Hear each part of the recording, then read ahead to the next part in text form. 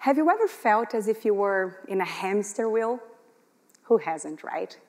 And the longer you feel stuck, the harder it is to feel like you're moving forward, getting closer to being your whole self, achieving your full potential.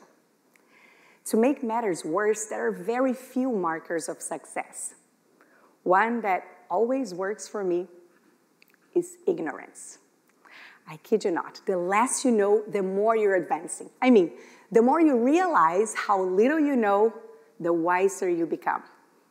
I'm gonna tell you something that just happened to me right now. A speaker mentioned a concept I had never heard of. I felt like reaching for my cell phone, but come on, this is a TED Talk, and I didn't want to be immortalized as that lady doom scrolling while a genius just gave the key of life. Anyway, I decided not to do that, but a very familiar sensation began. My body started to feel weird. My arms started to feel as if they were about to explode.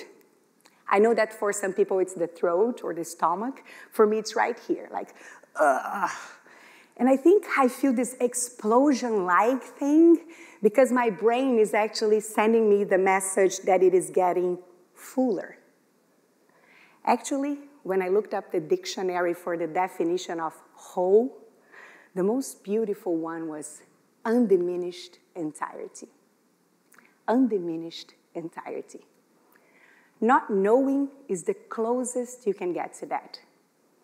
But for many people, including many of my students, not knowing comes almost as a declaration of defeat, a personal failure, a reason for shame. It should not be. And we can actually turn not knowing into pleasure. I think the best way to get there is by embracing the beautiful imperfection of being many things. Or, for academics like me, the beautiful imperfection of interdisciplinary thinking. Interdisciplinary thinking is when you borrow ideas, insights, methods from multiple disciplines to try to solve a problem. But who knows multiple disciplines enough for that? Nobody. So interdisciplinary thinking invites you to embrace not knowing. Let's think of one of the most contentious issues of our time, climate change. What do we know about it? Biologists are going to tell us about its effect on biodiversity. Chemists will maybe measure chemical agents that affect Earth's temperature. Economists will probably try to understand how global markets react to everyday more frequent natural disasters. What about the effects on labor? Maybe anthropologists will have an explanation for that. And the role of colonialism. History, anyone? And I didn't even mention fake news and how media literacy is important for a discussion to even exist on that, right? The fact is that interdisciplinary thinking offers you that because every discipline has its answers, but no discipline can sort it out alone. Interdisciplinary thinking invites you to embrace not knowing, accept it, move forward beyond the barriers and the limits of one discipline, and actually appreciate raising questions so that we can get to a solution, not based on what we know, but based on what we don't know.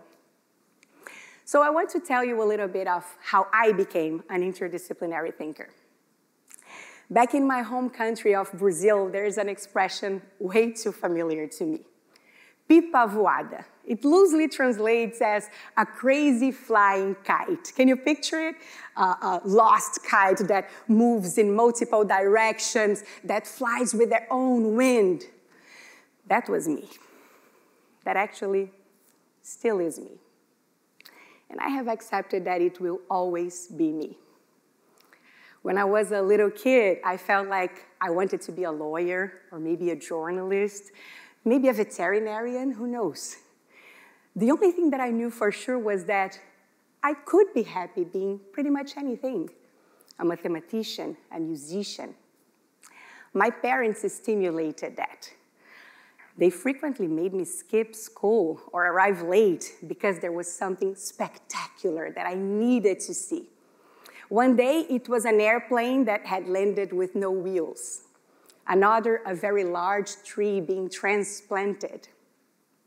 And there was also the day when my dad heard that a union leader from São Paulo was having coffee at the airport in Vitória, the much smaller city where I was born.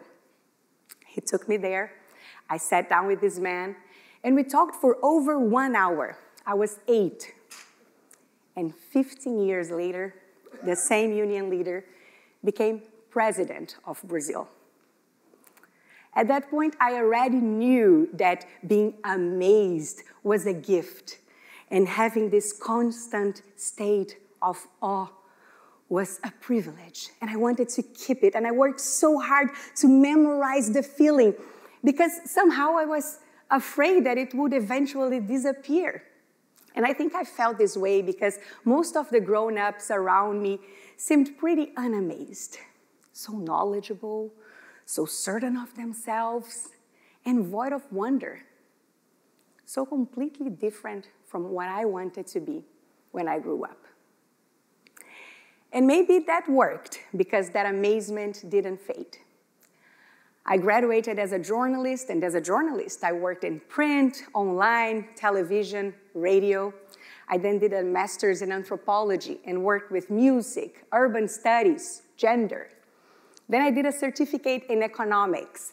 And because that wasn't enough, I asked to work the night shift as a TV reporter so that I could do another very, very important and urgent course.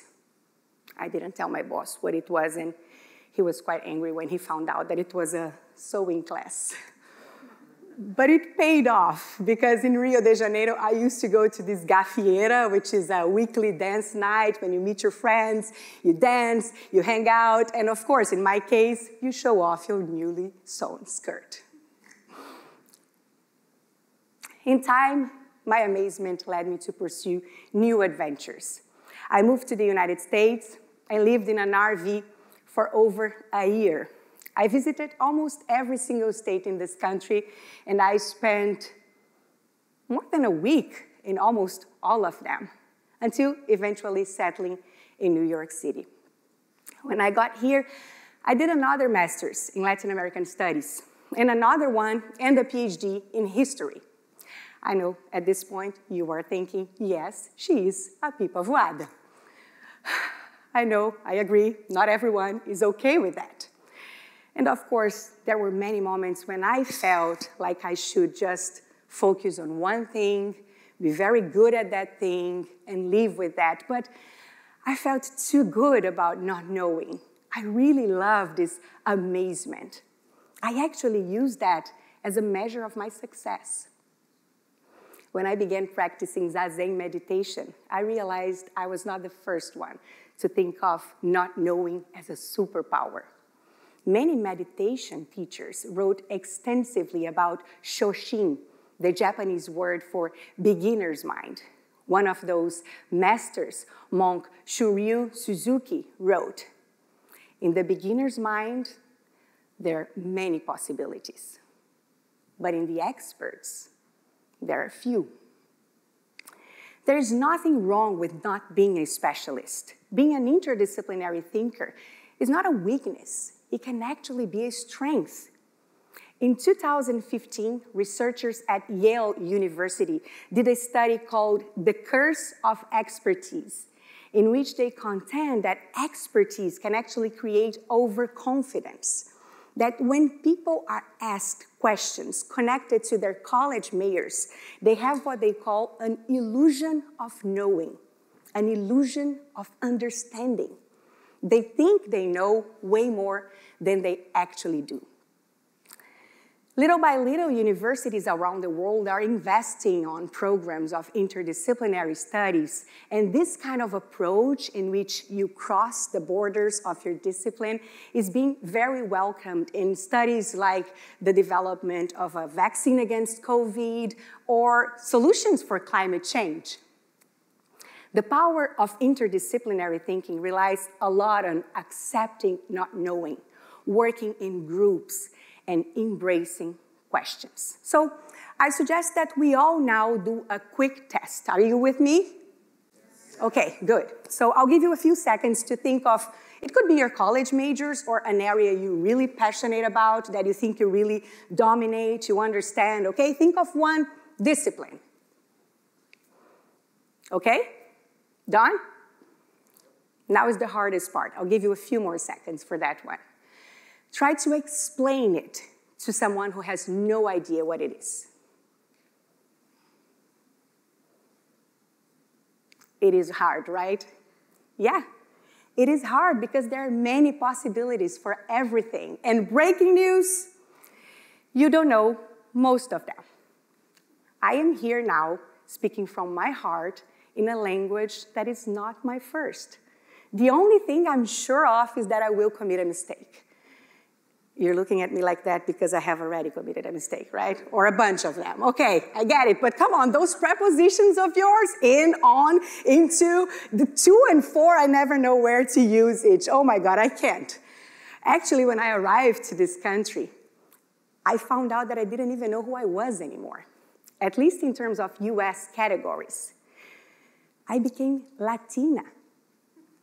In Latin America, we don't call ourselves Latinos. This is an American invention. This is an American invention to actually classify people from Latin America who live in this country. So there we are Brazilians, Argentinians, Mexicans, and so on. But if I had said no to that because I had no idea what being Latina meant, I would have left behind something that today is one of the most important parts of my identity. I love being Latina. It makes me feel whole. And I only have that because I embraced not knowing. But of course, embracing not knowing and interdisciplinary thinking is not without its challenges. I remember when I did my master's in Latin American Studies here in New York. It's an interdisciplinary program. And I was about to apply for a PhD in history, which is very disciplinary. And a professor then told me, Mila, they're going to tell you all the time to stop writing like a journalist. They're going to say that's not how historians conduct research. Stop doing that. And he said, don't stop. Trust yourself. Follow this style. You don't have to follow one template. You don't have to do things the same way. And I promise you, Mila, there will be joy and suffering. And he was right. When I was applying for a work, trying to get a job, I was interviewed in departments of journalism, and they would say, oh, if you had only done your PhD in journalism. And in departments of history, you still work as a journalist? Yeah. And I was not alone, actually. A friend of mine from Brazil, whom I think any university in the world would be lucky to have, told me she can't even apply to most of the jobs in our country because they demand that you have a PhD in the same area as your BA. In my case, I was lucky.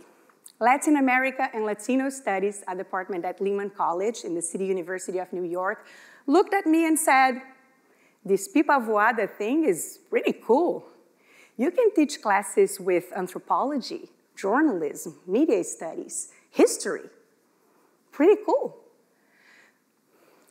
But even there, when I was up for promotion, a colleague was smart enough to tell me, write a personal letter and explain that you're okay being this person.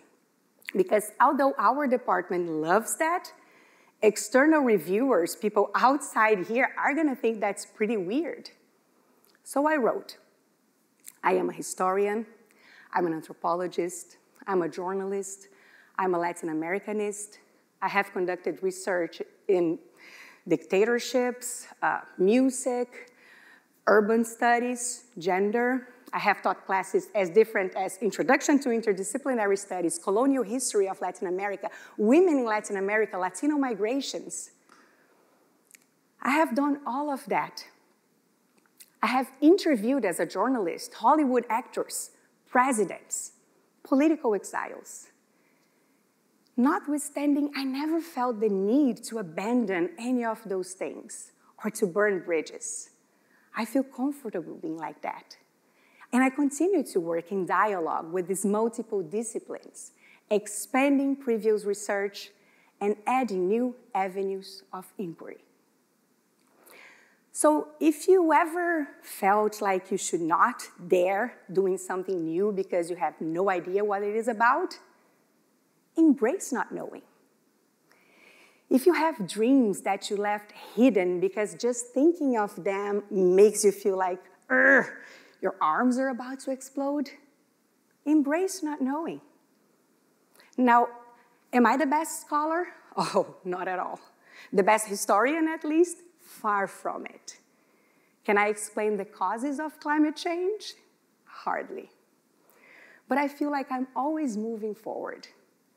I'm always working hard, day by day, to become the best version of myself. I wish that you all continue moving forward. I cannot guarantee you're going to make more money. I cannot guarantee a promotion, but I can guarantee that you're going to get back something you were born with. Your beginner's mind. And with that, enjoy the everyday amazingness of the world. Thank you very much.